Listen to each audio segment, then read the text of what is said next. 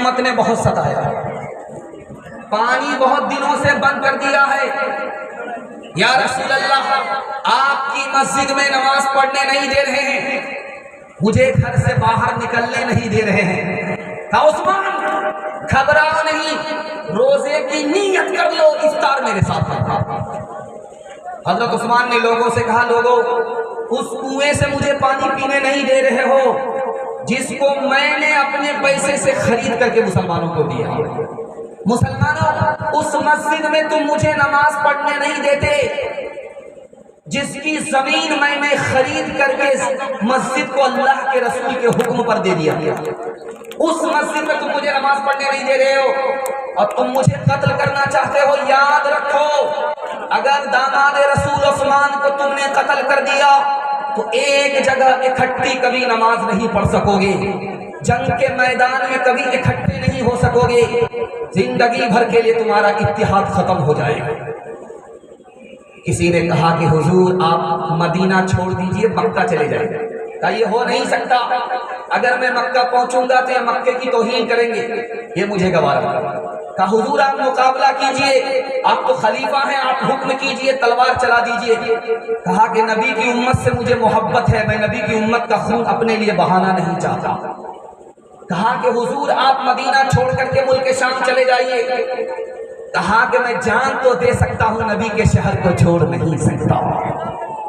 اتنا بڑا عاشق، نبی کا قدم اٹھ رہا ہے وہ گن رہے ایک، نبی کا قدم اٹھ رہا ہے وہ گن رہے دو، نبی کا قدم اٹھ رہا ہے وہ گن رہے ہیں تین، نبی آگے اور اور تشریف لے آئے، واپس ہوئے۔ اللہ کے رسول نے پوچھا عثمان میں قدم اٹھاتا ہوں تم اس کو گنتے کیوں؟ کہ یا رسول اللہ دنیا میں اس سے بڑھ کر کے کوئی قدم زمین پر اٹھائی نہیں۔ یہ اتنی عظمت والا قدم ہے، اور آپ کی تعظیم میں ایک ایک قدم پر ایک ایک غلام کو آزاد کرنا چاہتا ہوں، اس لیے آپ کا قدم جاتے ہوئے گن رہا تھا، آتے ہوئے گن رہا تھا۔ نبی سے آج محبت کا دعویٰ ہوگا اور کل قیامت میں سنت پر کھڑے ہوں گے، ہاتھ اٹھائیے انشاءاللہ۔ یہ دیکھیں پاکیزہ کس کی سوچ ہے قرآن کی طرح، ملتا ہے کون موت سے عثمان کی طرح، رکھا ہے کس کے سر پہ حیاداریوں کا تاج، آنکھیں ہیں کس کی عرش کے مہمان کی طرح، کس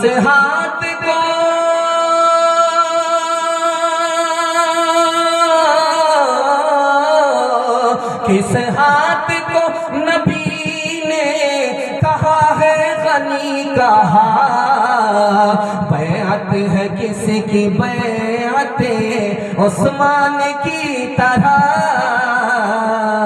بیعت ہے کس کی بیعت عثمان کی طرح، بیعت ہے کس کی بیعت عثمان کی طرح۔ تین پیغام تیزی سے حضرت امام حسین کے حوالے سے آپ کی خدمت میں جلدی سے لے کر کے آ رہا ہوں، آغاز کر رہا ہوں بچپن سے، سننے کے لیے تیار ہے، جوش کے ساتھ ہاتھ اٹھائیے انشاءاللہ۔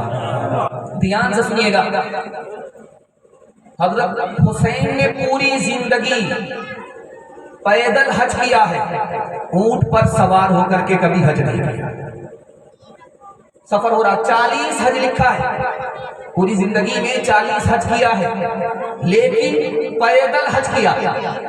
آج دیکھیے ہندوستان سے ایک شہاب نام کا آدمی کھڑا ہوا پیدل حج کرنے کے لیے، لوگ اس پر انگلی اٹھانے لگے، وہ حضرت امام حسین کی سنت ادا کرنے کے لیے اٹھا۔ پیدل حج کیا ہے، پوری زندگی سواری پر سوار ہو کر کے حج نہیں کیا۔ ایک صحابی نے کہا کہ آپ پیدل حج کیوں کرتے ہو؟ تاکہ اللہ کے دربار جا رہا ہوں، دل نہیں چاہتا کہ سوار ہو کر کے جاؤں، دل چاہتا ہے کہ میں پیدل ہی جاؤں۔ وہ سوار تھے، وہ پیدل چلنے لگے، کہ میری تو عادت ہے آپ سوار ہو کر کے حج کیجئے، پیدل مت چلیے۔ کہ یہ ہو نہیں سکتا، نبی کا سر سجدے میں ہوتا تھا، حسین پیٹھ پر سوار ہوتے تھے، نبی کا سر سجدے میں ہوتا تھا اور حسین پیٹھ پر سوار رہتے تھے، لیکن نبی سر نہیں اٹھاتے تھے سجدے سے، کہیں حسین گر نہ جائیں۔ یہ ہو نہیں سکتا کہ آپ پیدل حج کریں اور میں سوار ہو کر کے حج کروں۔ جس کا نانا اپنے نواسے کا اتنا لحاظ کرے، مجھے کتنا لحاظ کرنا چاہیے۔ حضرت ابو بکر کو دیکھا کہ ایک بچے کو اٹھایا، یوں چوما، یوں اٹھایا، یوں چوما، یوں اٹھایا، یوں چوما۔ حضرت علی نے کہا کہ کس کا بیٹا ہے، آپ کو پتا ہے؟ کہ مجھے پتا ہے کہ بیٹا تو علی کا ہے، نبی کا چہرہ اس لیے چوم رہا ہوں۔ امیر معاویہ رضی اللہ عنہ نے ایک قاصد کو بھیجا کہ جاؤ مدینے میں ایک خوبصورت جوان ہوگا، تمہیں خود بخود پتا چل جائے گا۔ کہ کیسے پتا چلے گا، نام پتا تو بتائیے۔ کہ جاؤ میرے لیے وہ جوان سے دعا کراؤ، وہ مدینے کے کونے میں رہتا ہے، مسجد کے کونے میں رہتا ہے۔ کہ کیسے پہچانوں گا؟ کہ بیٹا تو علی کا ہے، نبی کی ادا جھلکتی ہے، پہچان ہو جائے۔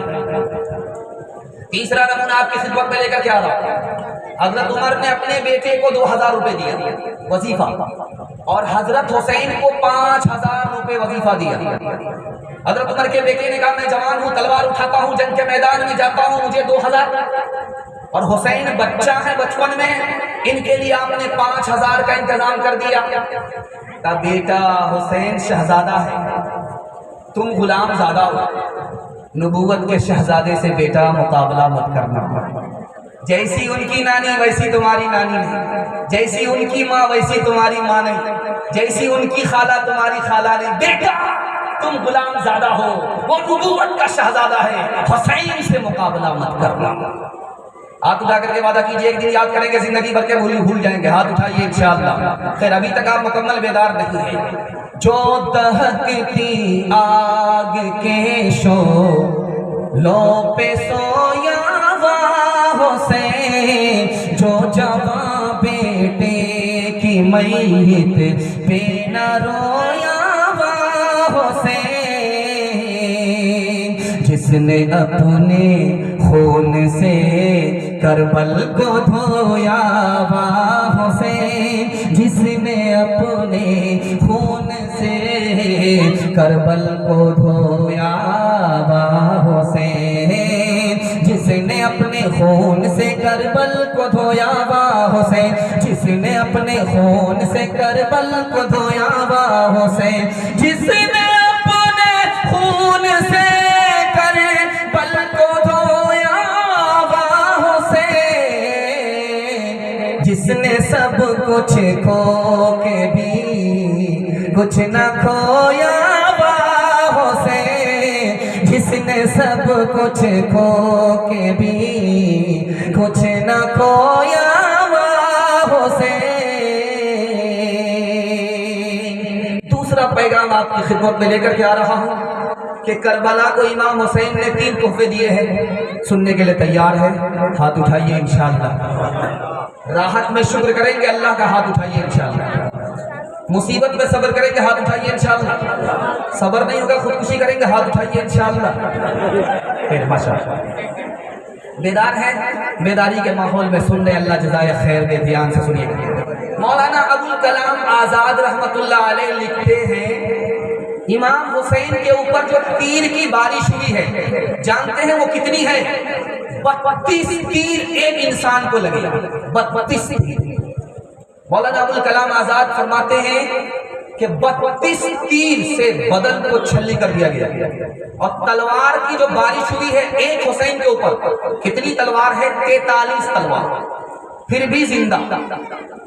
اور جب سجدے میں سر گیا ہے تب بھی زندہ، اور جب سر کو تن سے شمر نے جدا کیا تو قرآن نے کہا زندہ۔ حسین کہیں مردہ ہے ہی نہیں۔ اور دوسری بات یاد رکھیے، کربلا کے میدان میں حضرت حسین نے شربت نہیں پیا، روزہ رکھا۔ روزہ کیوں رکھا؟ 1235 قبل مسیح میں فرعون ڈوبا تھا دریائے نیل میں، اور 1881 میں اس کی لاش باہر نکلی۔ 3000 سال وہ پانی کے نیچے رہا، پھر بھی پھولا نہیں، پھٹا نہیں، ہضم ہوا نہیں۔ کیوں؟ وقت کے پیغمبر کو مٹانے کے لیے چلا تھا، خود مٹ گیا اور پوری دنیا کے لیے تماشا بن گیا۔ تو موسیٰ علیہ السلام نے اس خوشی میں روزہ رکھا، اللہ کے رسول نے کہا میں بھی روزہ رکھا ہوں کیونکہ موسیٰ میرے بھائی ہیں، میں موسیٰ کا بھائی ہوں، میں رکھتا ہوں۔ اور جب کربلا کے میدان میں چلچلاتی ہوئی زمین پر ریت پر پانی کو کھانے کو کچھ نہیں مل رہا ہے، وہاں حسین روزہ رکھتے ہیں کہ میں موسیٰ کی سنت ادا کرنے کے لیے آیا ہوں، رسول اللہ کی سنت ادا کرنے کے لیے آیا ہوں۔ تیسری بات یاد رکھیے، بہت دھیان سے زندگی میں یہ کام آئے گا، صبر